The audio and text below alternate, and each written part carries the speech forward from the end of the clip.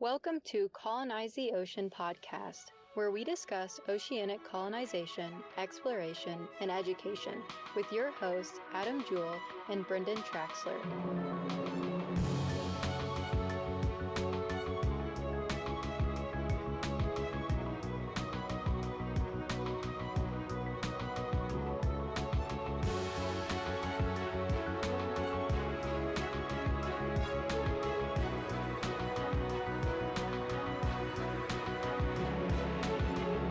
Hello, ladies and gentlemen, and welcome again to Colonize the Ocean, the podcast. I am one of your two hosts, Adam Jewell, and with me, as always, is my good friend and the other co-host and the founder of Atlantic Sea Colony, Brendon Traxler. Brendon, how are you doing today?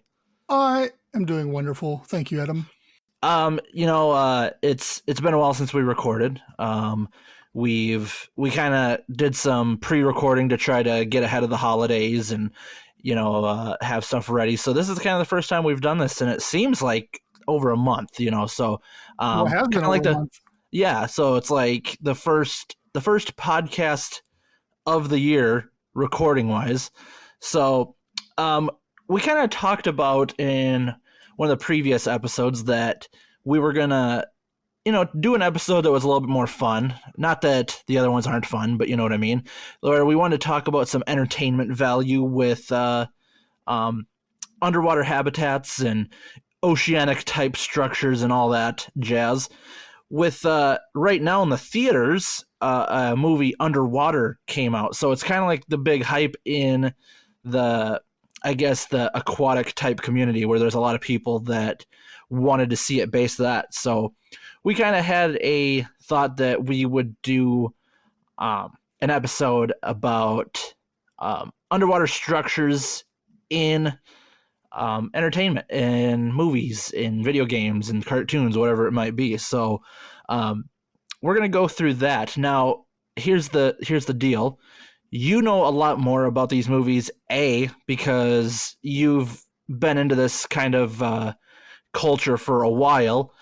And you are older than me, so you've seen some of these movies, and I haven't really seen any of these. So you're going to have to explain some of them to me, and I want you to be able to tell me like where you rank them as far as like how good are they, and do they seem realistic when it comes to physics and just getting everything right scientifically. Does that sound all right?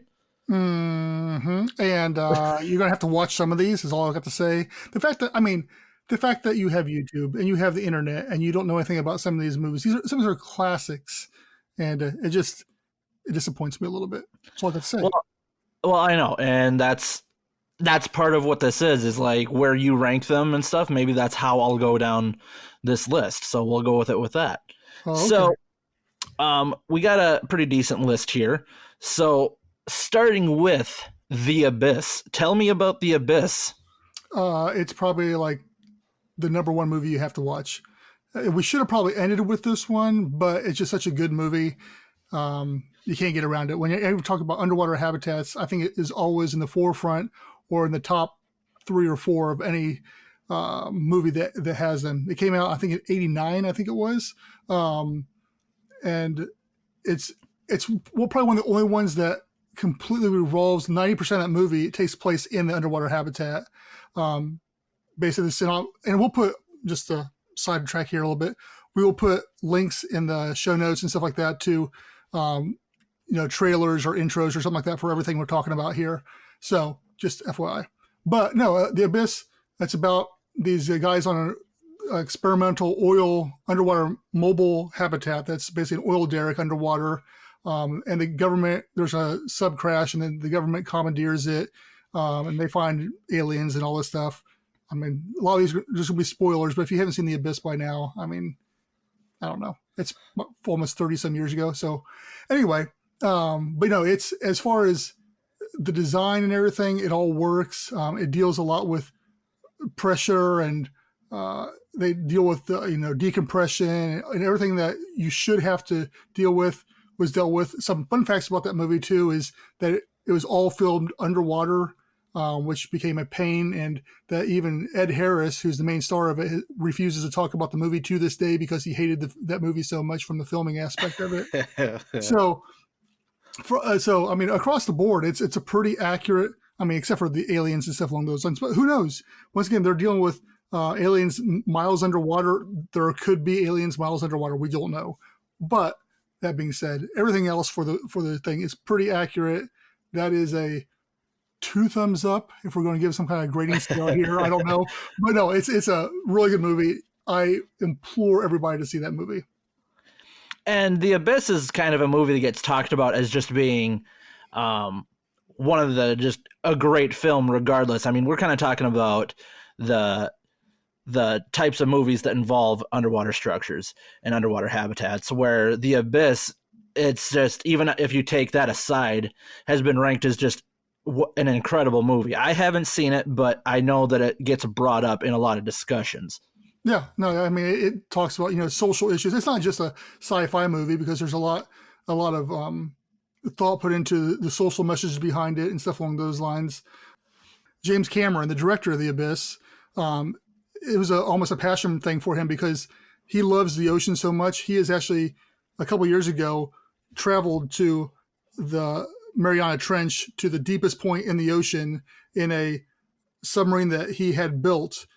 So it's the first time in been about 50, 60 years since anybody had been down that far. So just a little fun fact there, that's how much that The Abyss tied into his real life too. Okay, so the next one, it's still in theaters, or by the time this comes out, maybe it's on its way out of theaters. And you recently saw it, so I guess you can't give away too many spoilers about it, but it's kind of a big hit right now, Underwater. Tell me about that.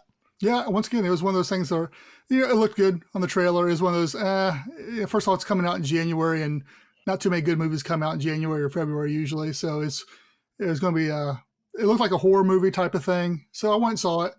It was really good. I really enjoyed it. I would definitely go see it again. I will definitely buy it when it comes out. Like I said, I can't say too much about it, but the underwater habitat, even though it's ginormous for being at the bottom of the Mariana Trench, which is 7 miles down. So there's that. I mean, the amount of money and physics and everything it takes to get something that big built down there is astronomical. So that's a little far-fetched. And a lot of the stuff that takes place in the movie is pretty far-fetched. But the suits, the engineering aspects of it, a lot of the stuff that goes into it, is plausible. But overall, it's a good movie. I mean, it's definitely one I would recommend seeing. Do you need to see in the theater? Whatever. If you got the time and money, definitely go see it. I'm sure most things look bigger on the big screen. And the reason I don't want to say too much about it, because I think we'll discuss it in the next movie we're going to talk about a little bit, because to me, the next movie is very similar to this one. And so I'll talk a little bit more about it, I think. Well, then we'll just roll right into it. And I had to ask you how to pronounce this, because that's how out of the loop I was when it came to this.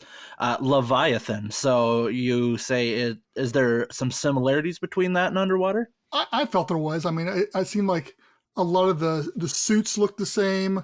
A lot of the scenes were even very similar. There's a scene in there where they're all in their deep suits, and they're on a platform, and they're going down underwater together. And it's like, oh man, I know I've seen that somewhere. And I got home and thinking, oh, it's Leviathan.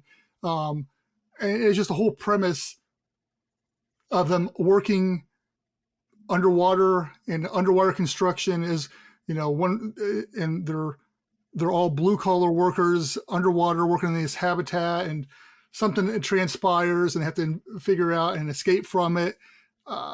It was just a lot of similarities there.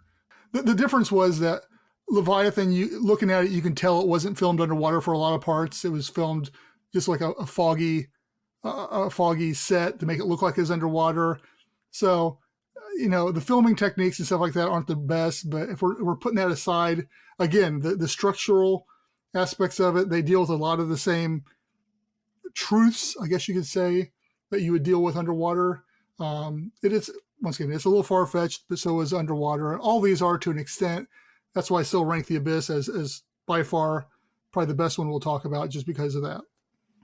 Well, and it comes down to, with it being Hollywood, I mean, if they have to substitute facts and reality with entertainment, they're going to go that route. They're not going to keep reality in if they know they can exaggerate something to make it more entertaining, which, I mean, I get it. It's a business, but at the same time, there's people like you and I that kind of are into the realisticness of certain, I guess, physics and aspects of movies. Right. And before you move on to the next one, as I'm sitting here, we're recording this, I forgot one to put in the notes, and I can't believe how I forgot this one, but The Meg. I mean, it came out last year. Fairly recent. Yeah. But it had an underwater habitat that, once again, was a believable underwater habitat. It was attached to almost like an old oil derrick, old rig out in the ocean. And it was constructed, obviously, it was, once again, as a huge underwater habitat, so the cost and stuff like that was astronomical. But the believability of it, once again, was fairly decent. And so, yeah, it was a decent one. I bought it. I enjoyed it that much, even though it was, kind of a dumb movie at times. But still, the structural habitat, the look and everything is believable, and I'd stay there. So we just put in a bonus one in there. Yeah. We just put Meg in there, and I got to thinking about that too after we started. I was wondering if we left that one off for a reason, or if we just didn't think about it. But yeah, I'm sure there's several on here that I completely forgot about or missed too. I'm sure people will always do a part 2 someday. We can do that, yeah. Okay, so moving on, we're going to roll into Sphere. This is the one that I hear a lot about as well. Tell me something about it. Oh, have you now? No, it's all right. It's definitely a big sci-fi movie. It's kind of weird, when you're watching it. But they've got, just because of the sci-fi elements of it, it makes it a different type of movie. I don't think it did too well, but it had some big names in it. And once again, it's standard underwater habitat.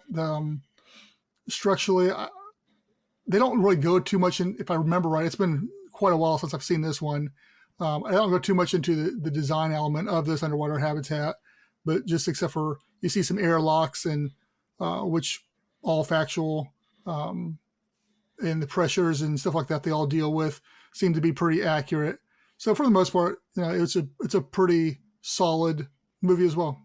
All right, and this one seems, like I said in the beginning, I haven't seen any of these movies, and the next couple ones are going to be ones that you're going to be like, really, you haven't seen that?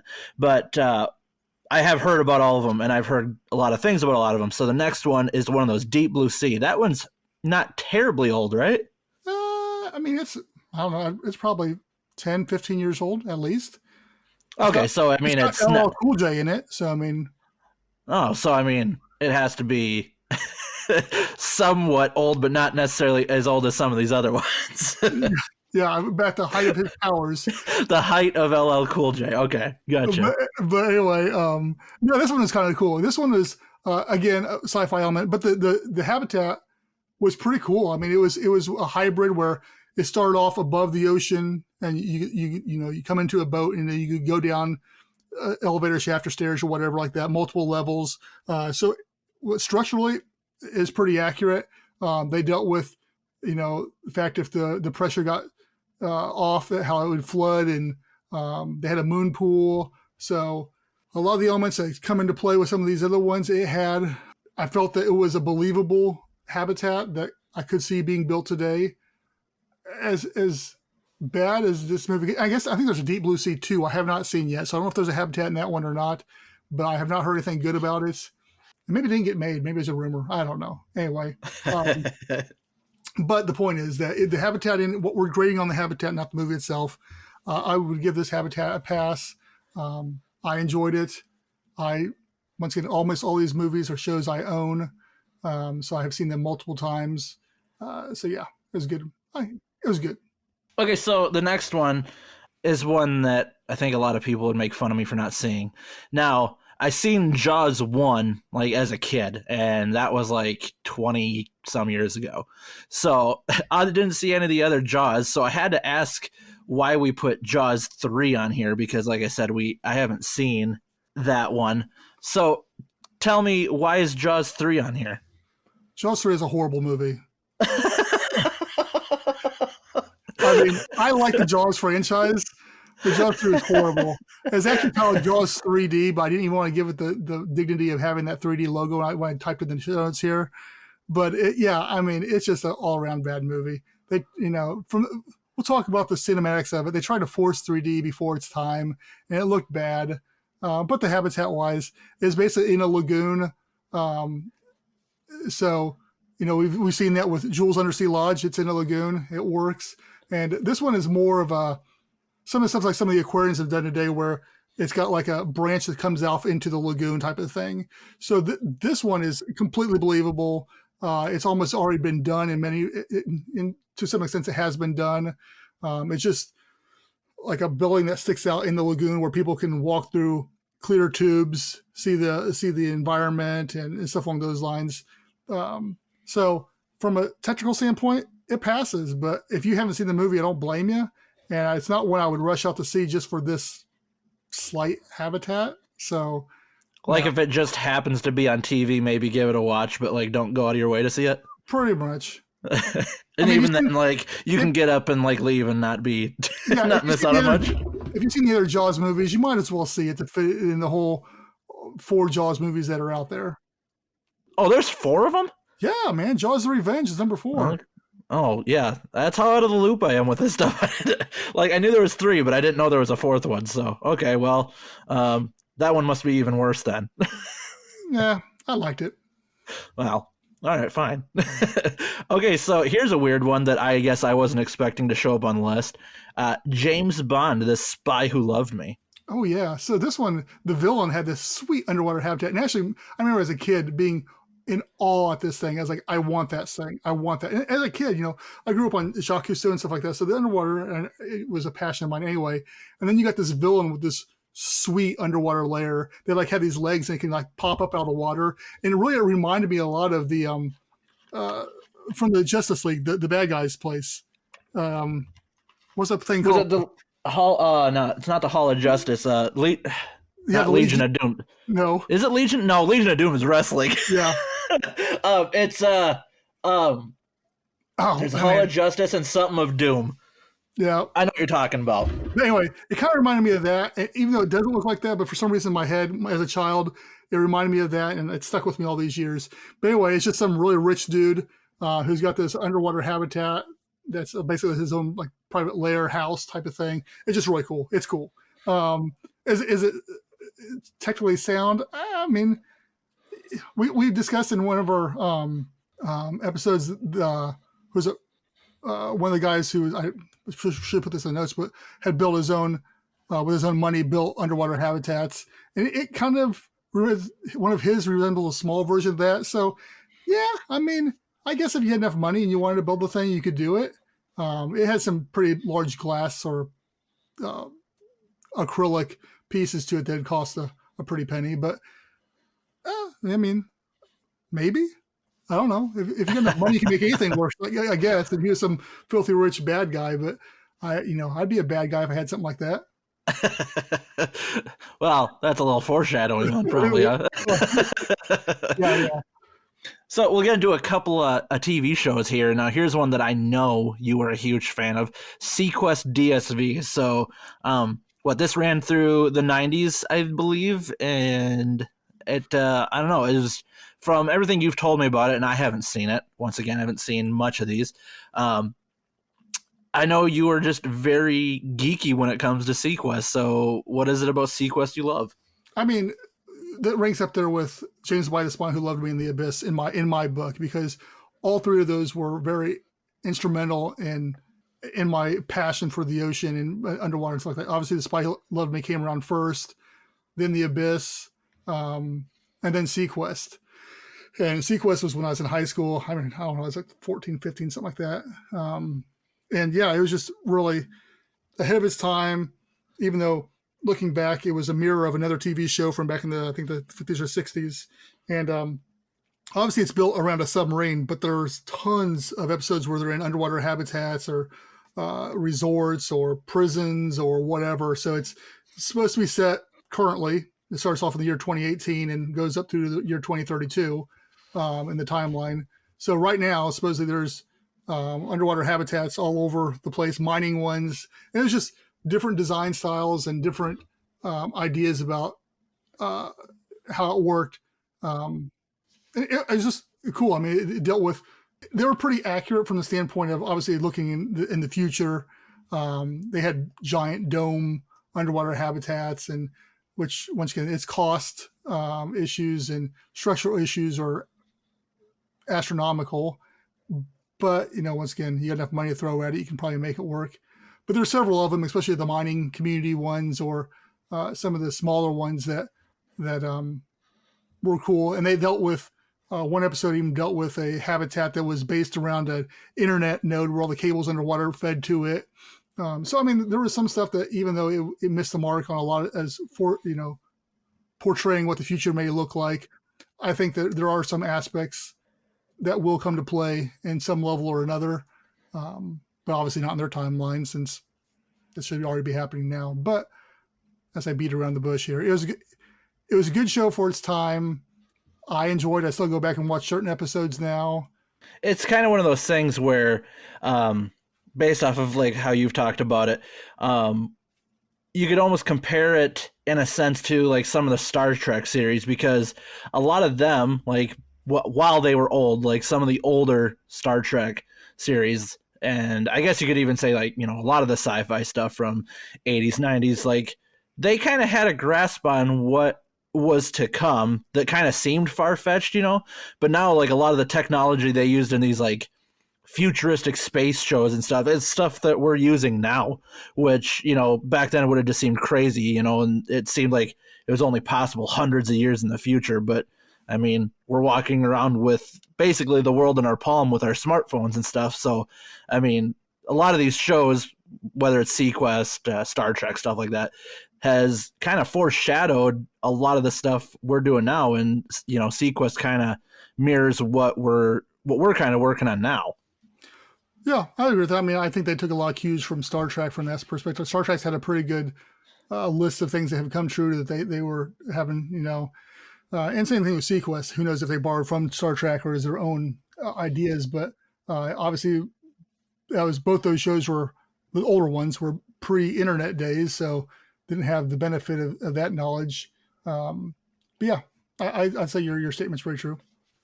Now, here's one of my favorite ones. Yeah, this one I have, and I love this one, and this is one I have seen. It was a cartoon that aired early 2000s, and I don't remember when it finally quit airing, but it was Sealab 2021. I absolutely loved this show. Now, Sealab 2021 is actually a spoof off of Sealab 2020, which we kind of put in a different list of honorable mentions, because that was like a cartoon that ran like probably in the 60s, 70s. And basically they took all the characters, animations and stuff and just kind of, I don't know what the word is, toyed with it and put new voices and just, I don't know. It's not for kids. I mean, it is an adult cartoon, but absolutely hilarious. And what's your input on Sealab 2021? I mean, it's a funny cartoon. I mean, as far as they got this cheaply drawn underwater habitat that Pod 6 is always getting destroyed in. I mean, I in flames, by the way, underwater. So, I mean, once again, it should have probably fallen under honorable mentions just because of what it is. But once again, if you're in that type of humor and you just want some underwater humor, yeah, it's a good show. Once again, I enjoy it, but yeah. We often ask each other if you'd put your brain inside a robot body. And that's something that we've stolen from Sealab 2020 on one of the most memorable episodes of that show. I think it's the first episode too, wasn't it?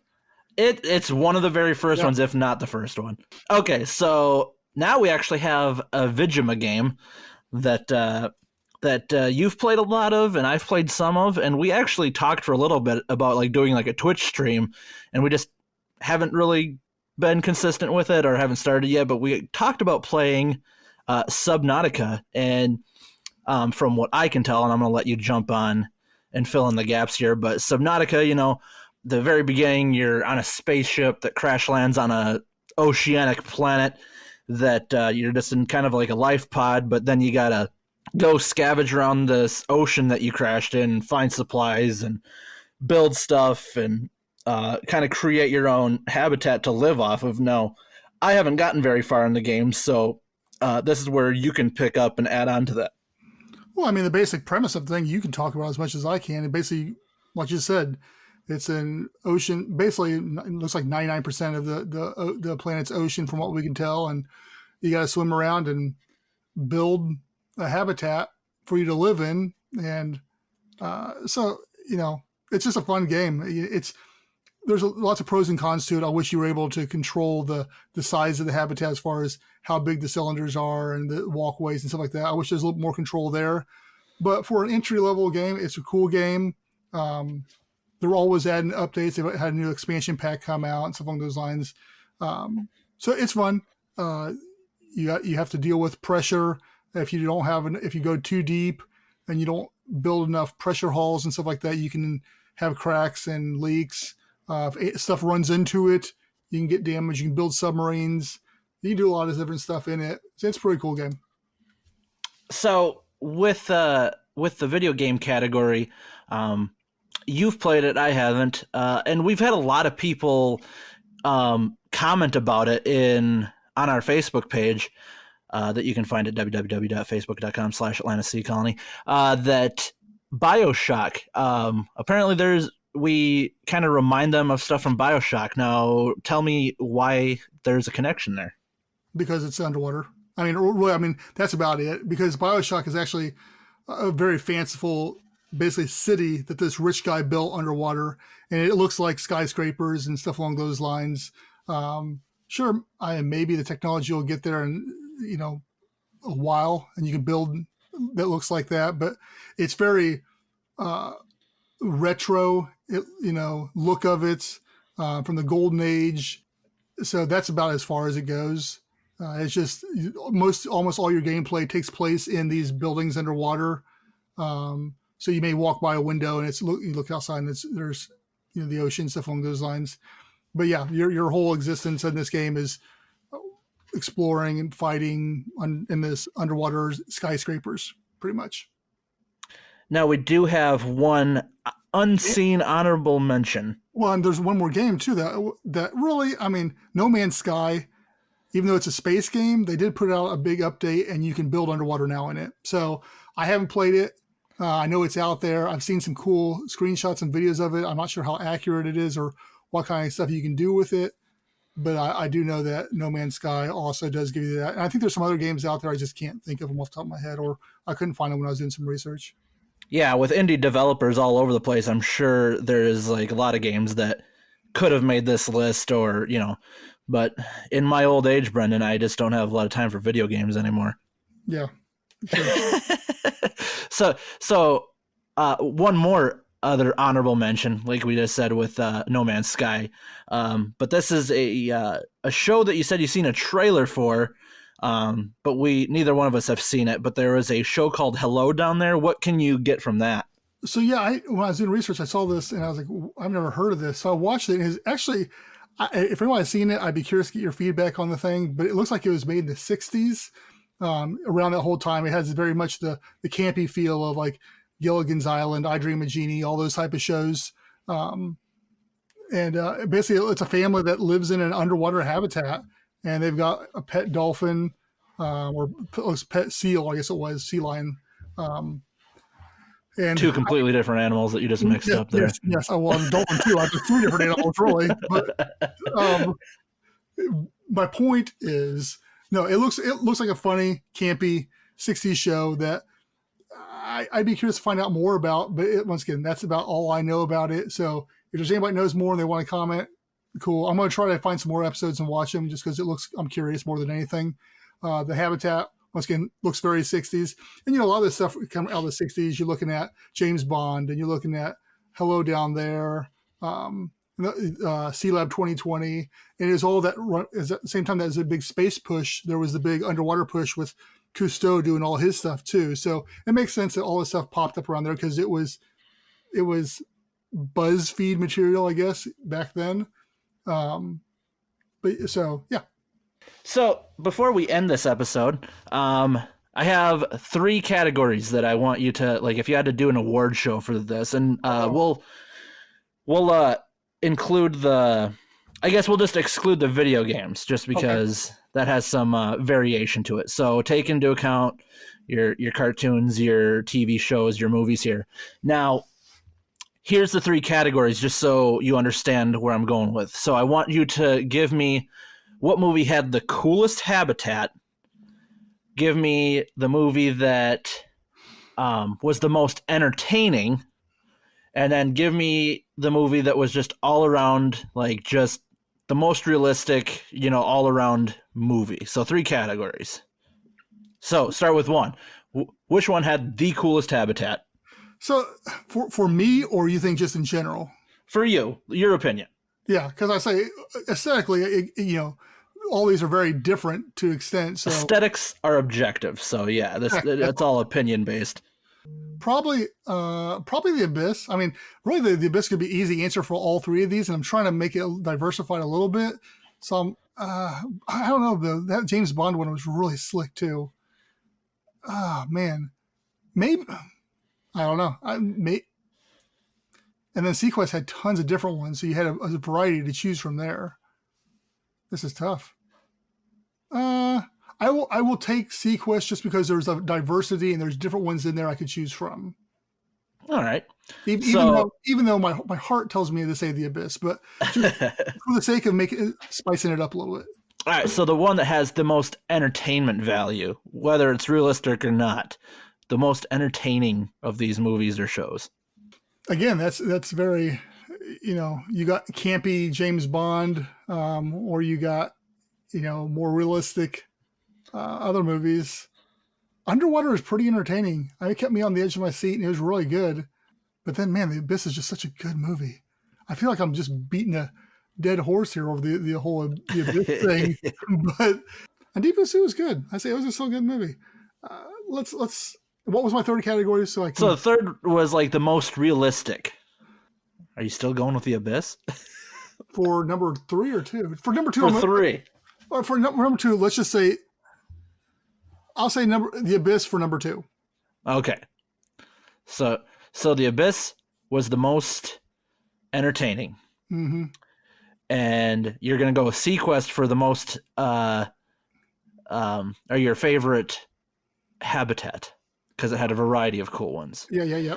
Now, what was the most realistic, in your opinion? Which one had like the most facts straight? Jaws 3, I think, obviously would take that. But I'm not giving Jaws 3 anything. So, I'm gonna either say Deep Blue Sea or the Abyss, because I could see both of those.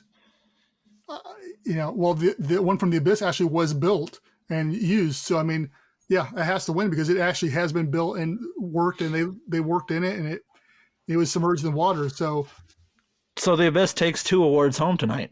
I guess so. Even though, I mean, I don't think you could drop it in 1,000 foot of water. It did work as an underwater habitat. So yeah. So there you have it, guys. We just gave you guys some weekend entertainment movies, whatever, for you guys to go over, some shows to check out. And with the internet the way it is, I'm sure you can find these movies either on like any of the movie streaming services or like the movie rental services. I prefer using the Google Play one, but there's a lot of people that use other ones. It's fine. So go check these movies out. I think Brendon's going to really push that you guys go see at least The Abyss, if anything. Well, yeah, and there's actually 2 different versions of The Abyss. There's like the standard. Oh, gosh. Well, there's the standard movie version, and there's like an extended version that has, I think, like a half hour more footage and stuff like that. And obviously, if you're going to do it, you got to watch the full one. All right, guys. So if you think that we left anything off of this list, please come join us on our social medias and talk to us about it. You can find us on Facebook at Atlantis Sea Colony. You can find us on Instagram at Atlantis Sea Colony. You can find us on Twitter at guess what? Atlantis Sea Colony. Actually, we're also not. Well, if you look up Atlantis Sea Colony, it will pop up. Okay, fair yes, enough. It's like I think it's Atlantis Sea Call. Yes. So okay, you know what? Oh. Just go to our website, and they're all the links are right there. Yeah, too.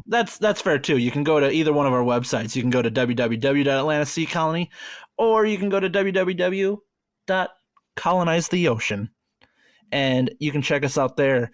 And also, real quick before we call it a day, we have a Patreon account that you can go to, and if you're feeling generous and helping us out with the Atlantis Sea Colony Project, you can go to www.patreon.com/Atlantis Sea Colony, and all of this stuff will be in the show notes. And once again, guys, thank you for joining us for an episode. Brendon, you got anything to tack on? No, but yeah, definitely go watch some of these movies. Hopefully you got a better track record than Adam does on these things, and you've seen more than he has. But, I'll try to catch up by the next episode. How about that? Cool. But thank you guys for listening, as always.